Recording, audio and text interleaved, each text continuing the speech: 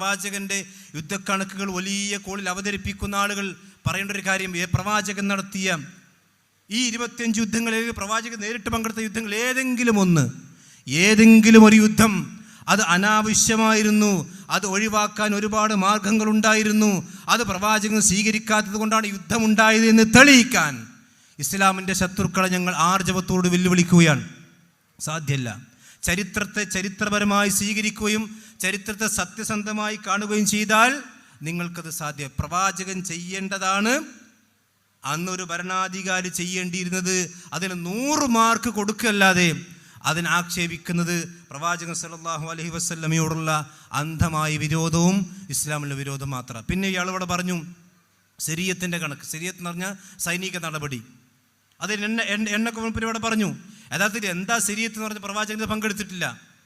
പ്രവാചകൻ സല്ലല്ലാഹു അലൈഹി വസല്ലമ സാധാരണ ഒരു ഭരണാധികാരി, ഇപ്പം നമ്മൾ ഒരു പ്രശ്നം ഉണ്ടാകുമ്പോൾ അല്ലെങ്കിൽ ഒരു ഭരണാധികാരി പോയി നാദാപുരത്തുള്ള SIO അതുപോലെ CA ഇടയ്ക്കിങ്ങനെ ജീപ്പ് കൂടെ പോകും, ഒരു 4-5 ആൾക്കാരുണ്ടാവും.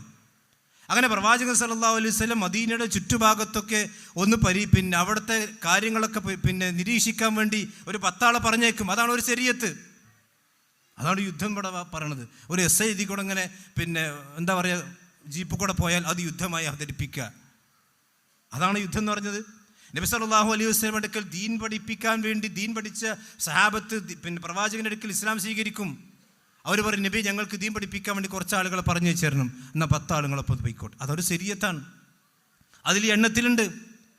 അതുപോലെ തന്നെ പ്രവാചകൻ സല്ലല്ലാഹു അലൈഹി വസല്ലമ ചതിച്ച ആളുകളുണ്ട്. പ്രവാചകൻ്റെ അടുക്കൽ വന്ന് ഞങ്ങൾ ദീൻ പഠിക്കാൻ വന്നവരാണെന്ന് തെറ്റിദ്ധരിപ്പിക്കുകയും പ്രവാചകൻ്റെ സഹാബത്തിനെ ക്രൂരമായി കൊണ്ട് വധിക്കുകയും ചെയ്ത ആളുകളുണ്ട്. അവർക്ക് അവരോട് പ്രതികാരം ചോദിക്കാൻ നബി സല്ലല്ലാഹു അലൈഹി വസല്ലം പറഞ്ഞു വെച്ചിട്ടുണ്ട്. ഇങ്ങനെയല്ലാതെ പ്രവാചകൻ സല്ലല്ലാഹു അലൈഹി വസല്ലമ ഏതെങ്കിലും ഒരു കാരണവുമില്ലാതെ അകാരണമായി പ്രവാചകൻ ഏതെങ്കിലും ഒരു സമുദായത്തിന് നേരെ ആരെങ്കിലും പറഞ്ഞതായി കൊണ്ട് തെളിയിക്കാൻ ലോകത്ത് ഒരു യുക്തിവാദിക്കും ഒരു വിമർശകനും ഇതുപോലുള്ള ശിയാചാരന്മാർക്കും സാധ്യമല്ല.